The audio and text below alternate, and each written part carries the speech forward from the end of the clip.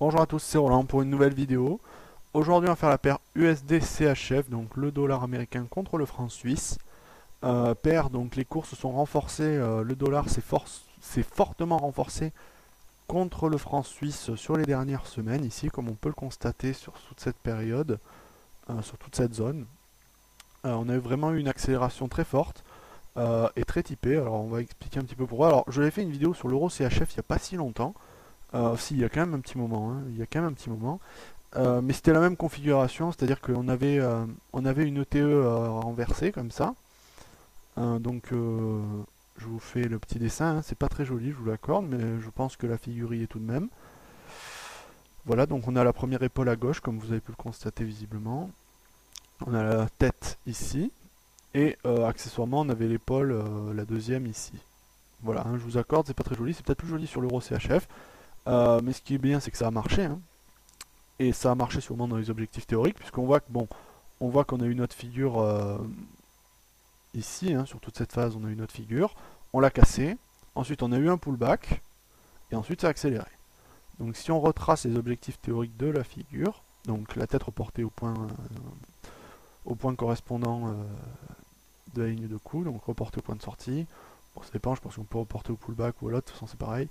Voilà, donc on a touché nos objectifs théoriques à ce niveau-là. Autour de, allez, combien ça fait 0,885.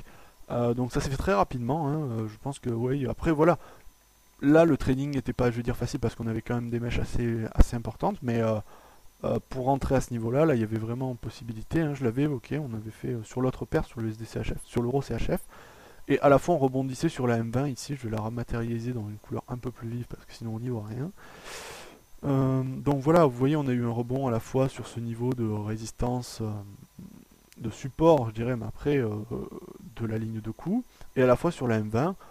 Donc on avait un bon signal d'achat. Bien sûr, si on attendait la bougie verte là, c'était fini, hein, il n'y avait pas à espérer quoi que ce soit. Mais en jouant un petit peu du risque, là, on pouvait. Puis on voyait qu'on a eu clairement ici à ce niveau-là un ralentissement de l'efficacité du mouvement baissier. On a une bougie rouge un peu assez importante, puis une moins importante, puis une encore moins importante avec une forte mèche.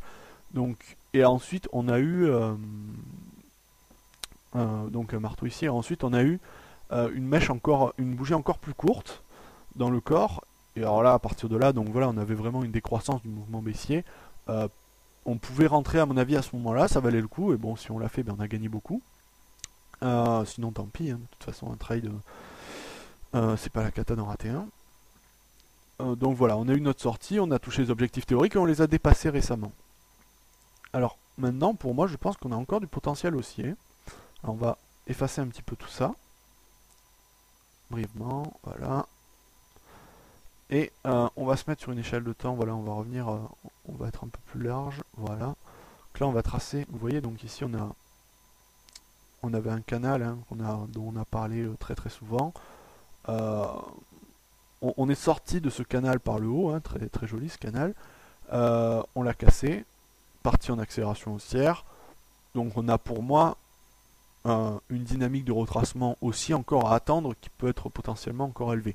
Donc si on trace les retracements de Fibonacci sur une période, disons, le plus haut de la zone vers le plus bas. Alors c'est pas exact, là je suis sûr que je suis pas en bas, voilà. Voilà, donc là on a nos retracements qui sont jolis. Alors pourquoi? Parce que là on voit que ça a bien rebondi sur là sur les 0,283, 382, on a rebondi dessous. Ensuite on est reparti à la hausse sur les 0,236 et on a bloqué sous les 0,618 ici. Et maintenant on est venu s'appuyer sur les 0,618. Et c'est là tout l'intérêt. Donc pour moi, je reviens haussier, hein, maintenant. Enfin, j'ai toujours été haussier sur la paire, hein, depuis ce moment-là. Mais là, je vais repasser haussier, alors tout simplement pour cette raison, qui est que vous voyez les 0,618 ici, ils forment un niveau de résistance ici qu'on voit. Vous voyez cette zone, alors je vais la matérialiser par un rectangle, sinon ça va pas être évident. Toute cette zone, voilà, on a eu une zone importante de support résistance, ici 2 fois support puis 1 fois résistance, et confondu avec les 0,618, et on a par extension aussi une zone ici de résistance à ce niveau-là qui a été cassée, et qui a encore refait support, Après une correction baissière, ici vous voyez la petite correction ici, hein, c'est assez évident, comme je vous l'ai dit, encore ça va, de manière décroissante. Donc on a une bougie rouge, une autre, et puis ça s'aplatit.